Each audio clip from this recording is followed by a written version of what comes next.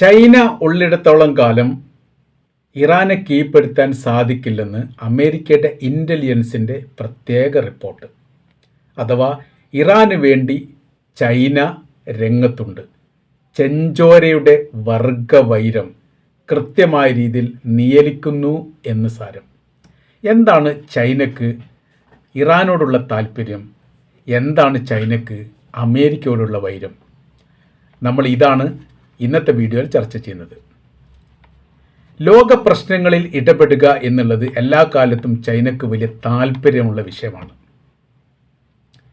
അപ്പോൾ അവിടെ ഒരു വിഷയം വരുന്നത്, ഏറ്റവും കൂടുതൽ പ്രശ്നങ്ങളും സങ്കീർണമായിരിക്കുന്ന സ്ഥിതിവിശേഷം സംജാതമാകുന്ന ദേശം അല്ലെങ്കിൽ പ്രദേശം പടിഞ്ഞാറൻ മേഖല അല്ല, പകരം അറേബ്യൻ മേഖലയാണ്. ഈ അറേബ്യൻ മേഖല എന്തുകൊണ്ട് അങ്ങനെ പ്രശ്നം ഉണ്ടാകുന്നു എന്ന് ചോദിച്ചാൽ, അവിടെയാണ് സാമ്പത്തിക സ്രോതസ്സ് നിലനിൽക്കുന്നത്. സാമ്പത്തിക സ്രോതസ്സ് നിൽക്കുന്നിടത്താണ് പ്രശ്നങ്ങളും വിഷയങ്ങളും യുദ്ധവും കെടുതിയും ദുരന്തവും കൂടുതലുണ്ടാവാറുള്ളത്. ബാക്കിയുള്ള ദാരിദ്ര്യ രാജ്യത്ത് ആഫ്രിക്കൻ രാജ്യവുമായിട്ട് ഏതെങ്കിലും മറ്റൊരു രാജ്യം യുദ്ധം ചെയ്തതായിട്ടോ അമേരിക്ക കീഴ്പ്പെടുത്താൻ വേണ്ടിയിട്ട് വാളും പരിചയമായിട്ട് വന്നതോ നമ്മൾ ചരിത്രത്തിൽ കേൾക്കില്ല.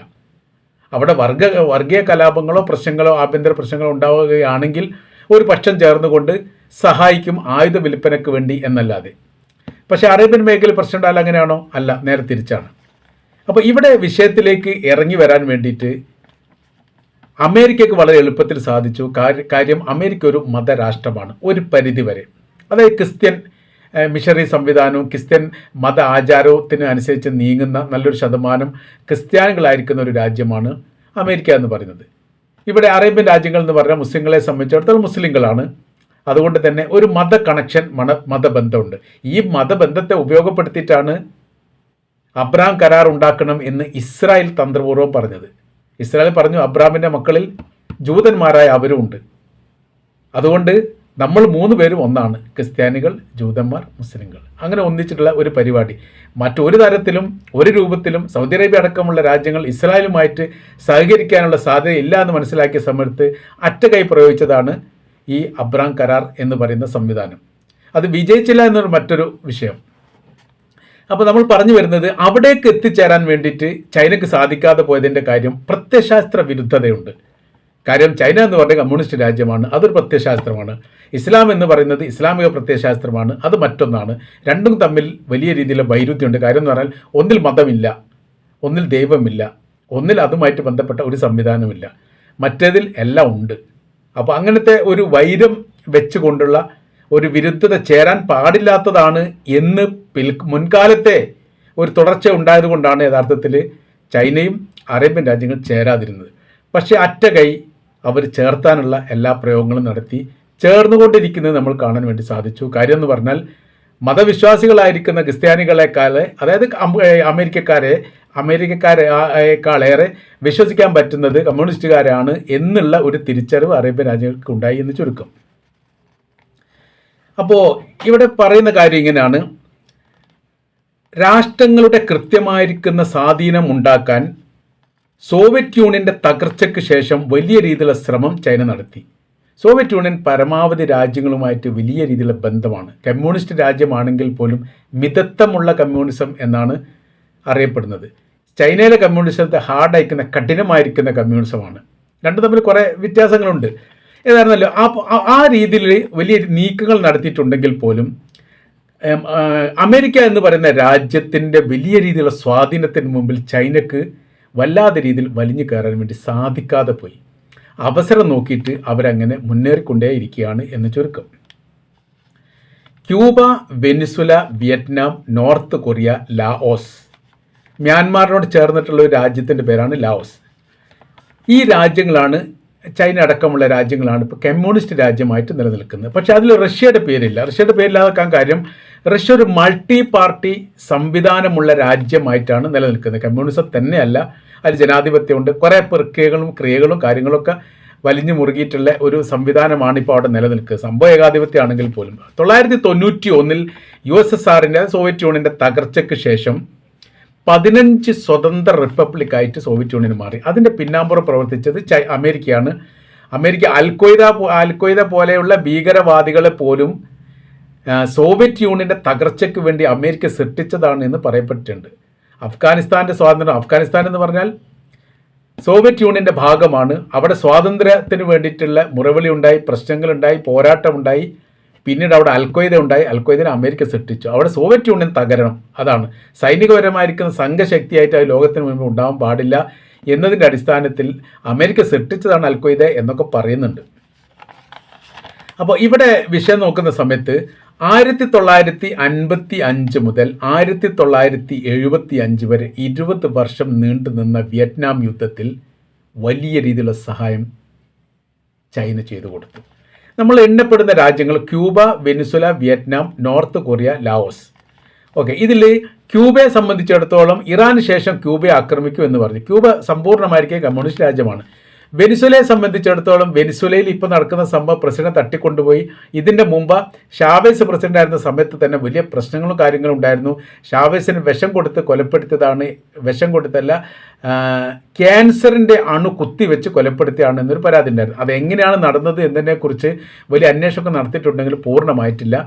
ആശുപത്രി ചികിത്സയ്ക്കിടയിലോ മറ്റോ ഈ ഇസ്രായേലും ഇതിൻ്റെ സഹായത്തോടു കൂടി മൊസാദ് സംഘത്തിൻ്റെ ഇടപെടലോട് കൂടിയാണ് അങ്ങനെ സാധിച്ചത് എന്ന് പറഞ്ഞു. ഏതായിരുന്നാലും ക്യാൻസർ അണുക്കൾ ബാധിച്ചുകൊണ്ടാണ് വെനിസുല പ്രസിഡൻ്റായിരിക്കുന്ന ഷാവേസ് കൊല്ലപ്പെട്ട് അതിൻ്റെ ശേഷമാണ് ഇപ്പോഴത്തെ തട്ടിക്കൊണ്ടുപോയ പ്രസിഡന്റ് അധികാരത്തിൽ വരുന്നത്.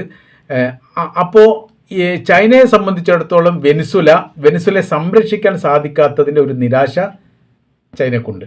വിയറ്റ്നാമിൽ അമേരിക്ക പരാജയപ്പെട്ടു. അമേരിക്ക യുദ്ധം ചെയ്തുകൊണ്ട് തന്നെ പരാജയപ്പെടുത്താൻ വേണ്ടി സാധിച്ചു. വലിയ സഹായം ചൈന നൽകിയിട്ടുണ്ട്. അപ്പോൾ 2 രാജ്യമായി. പിന്നീട് ക്യൂബയുടേതാണെങ്കിൽ ക്യൂബ ഇപ്പോൾ പറഞ്ഞു, ഇറാന് ശേഷം ക്യൂബ എന്ന് പറയുന്ന സമയത്ത് അതിൻ്റേതായിരിക്കുന്ന പ്രഹരം വലുതായിട്ട് അനുഭവിക്കുക ചൈനയാണ്. അപ്പോൾ ചൈനക്ക് അതിൻ്റേതായിരിക്കുന്ന പ്രയാസമുണ്ട്.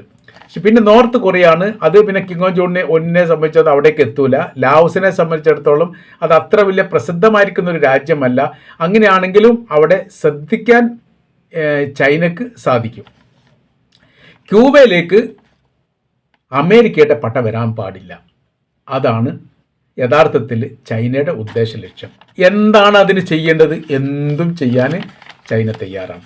വെനിസുലയെ സംരക്ഷിക്കാൻ സാധിക്കാത്തതിൻ്റെ നിരാശയും പ്രയാസവും അത് വലിയ രീതിയിൽ അത് ചൈനയെ സംബന്ധിച്ചിടത്തോളം റഷ്യയെ സംബന്ധിച്ചിടത്തോളം ഉള്ളൊരു കാര്യമാണ്. കാര്യം എന്ന് പറഞ്ഞാൽ ആകാശ ചിത്രങ്ങൾ അടക്കമുള്ള എല്ലാ സംവിധാന കാര്യങ്ങളും കൃത്യതയോടുകൂടി കൈകാര്യം ചെയ്യാൻ പറ്റുന്ന ഈ രാജ്യത്തിന് അമേരിക്ക ഈ വെനിസുലയും ചുറ്റുപാടത്തും നൂറുകണക്കിന് യുദ്ധവിമാനങ്ങളുമായിട്ട് ഇങ്ങനെ കറങ്ങി തിരിഞ്ഞിട്ട് അത് മനസ്സിലാക്കാൻ വേണ്ടി സാധിക്കാത്തതിൻ്റെ പ്രയാസവും നിരാശയും യഥാർത്ഥത്തിൽ ചൈനക്കുണ്ട് എന്ന് ചുരുക്കം.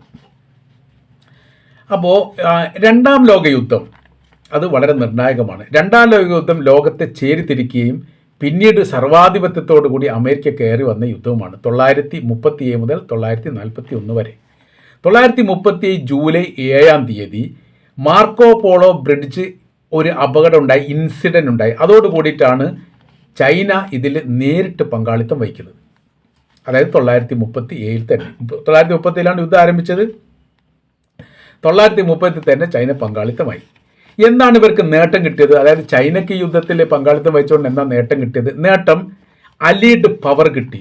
ലോകത്തിലെ ഏറ്റവും സൈനിക ശക്തിയുള്ള 5 രാജ്യങ്ങളിലൊന്ന് ചൈനയാണ്. UN സഭയിൽ നിർണായകമായിരിക്കുന്ന രാജ്യങ്ങളിലൊന്ന് ചൈനയാണ്. വീറ്റോ പവറുള്ള രാജ്യം. 200-ലധികം രാജ്യങ്ങൾ ലോകത്തുണ്ട്. ഏകദേശം ഒരു 100-185ഓളം രാജ്യങ്ങൾ UN സഭയിൽ അല്ലെങ്കിൽ UN-നുമായിട്ട് ബന്ധപ്പെട്ട് അംഗീകാരമുള്ള രാജ്യങ്ങളാണ്.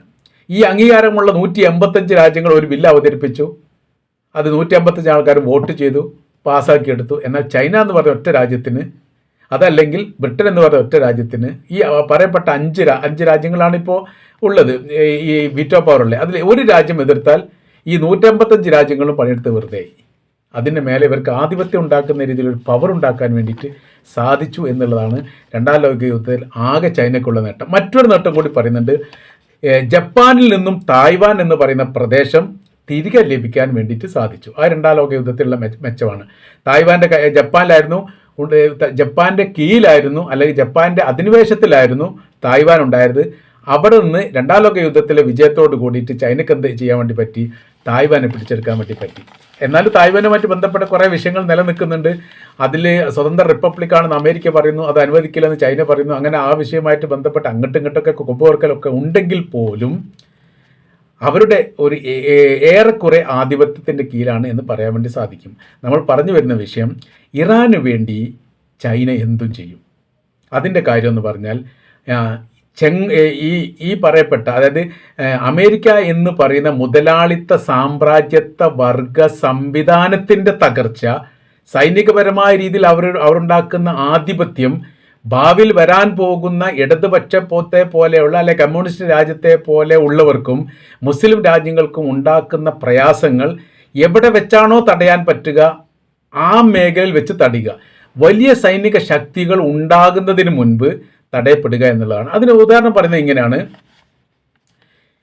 വെനിസ്വേല നമ്മൾ പറഞ്ഞു പ്രസിഡന്റ് തട്ടിക്കൊണ്ടുപോയി. ഈ വെനിസ്വേല കഴിഞ്ഞതിന് ശേഷം നേരെ അമേരിക്ക ക്യൂബയിലേക്കായിരുന്നു വരുന്നതെങ്കിൽ ക്യൂബയിലെ ഭരണം ഇവിടെ അട്ടിമറിഞ്ഞിട്ടുണ്ട്. ക്യൂബ എന്ന് പറയുന്ന രാജ്യത്തിന് അമേരിക്ക എന്ന് പറയുന്ന സംഘശക്തിയോട് നേർക്കുനേരെ ഏറ്റുമുട്ടി ഇറാനെ പോലെ പിടിച്ചെടുക്കാൻ കഴിയില്ല. അപ്പോൾ ക്യൂബ അട്ടിമറിയാൻ സാധ്യതയാണ്. ആ ക്യൂബയിലേക്ക് വരാതെ ഇറാനിലേക്ക് വന്ന സമയത്ത് അത് നല്ലൊരു അവസരമായിട്ട് ചൈന കണക്കാക്കുന്നു. അവിടെ വെച്ച് പൂട്ടുക എന്നുള്ളതാണ്. അവിടെ വെച്ച് യഥാർത്ഥത്തിൽ അമേരിക്കയെ പൂട്ടുകയും ചെയ്തിട്ടുണ്ട്. അങ്ങോട്ടും ഇങ്ങോട്ടും തിരിയാൻ പറ്റാത്ത രീതിയിലുള്ള പ്രതിസന്ധി ഉണ്ടാകുന്നു എന്ന് മാത്രമല്ല, ഈ മേഖല കേന്ദ്രീകരിച്ചുകൊണ്ട് അമേരിക്കയുടെ താവളങ്ങൾ, സംവിധാനങ്ങൾ, അവരുടെ ആയുധപ്പുരകൾ, അതുമായി ബന്ധപ്പെട്ട എല്ലാ കാര്യവും ആകാശ നിരീക്ഷണം നടത്തി വളരെ കൃത്യതയോട് കൂടിയിട്ട് ഇറാന് നൽകുന്നു. ഇറാനിലെ തന്ത്രശാലികളായിരിക്കുന്ന സൈനികർ അത് വളരെ കൃത്യതയോടുകൂടി ആക്രമിച്ച് തകർക്കുന്നു. ഈ കച്ചവടം നടക്കുന്നത്. അതുകൊണ്ടാണ് ഇപ്പോൾ രണ്ടാം ഘട്ടത്തിൽ ഇപ്പോൾ പാകിസ്ഥാനിൽ വെച്ച് വെടിനിർത്തലിന് വേണ്ടിയിട്ട് ഇങ്ങനെ ക്ഷണിച്ചുകൊണ്ടേയിരിക്കുന്നു അമേരിക്കയുടെ വൈസ് പ്രസിഡന്റ് യഥാർത്ഥത്തിൽ ഇപ്പോൾ പാകിസ്ഥാനിലുള്ള ചർച്ചയ്ക്ക് വേണ്ടി. ഇറാനുകളോ അവരവരുടെ നാട്ടിലുണ്ട്, ഞങ്ങൾ പോകുന്നില്ല എന്നവർ പറയുന്നതിൻ്റെ പ്രധാന ധൈര്യം ഈ ചൈനയുടെ കാര്യമാണ്. അപ്പോൾ നമ്മൾ പറഞ്ഞു വരുന്ന കാര്യം ഇങ്ങനെയാണ്. ഈ ഇറാൻ്റെ മേലെ ഒരു ആധിപത്യം ഉണ്ടാക്കുക എന്ന് പറഞ്ഞാൽ വലിയ പരാജയം ഉണ്ടാകുക ചൈനക്കാണ്. അതുകൊണ്ട് തന്നെ ഒരിക്കൽ പോലും ഇറാനെ തോൽപ്പിക്കാൻ വേണ്ടിയിട്ട് അമേരിക്കയ്ക്ക് സാധിക്കുകയില്ല എന്ന് ചുരുക്കം.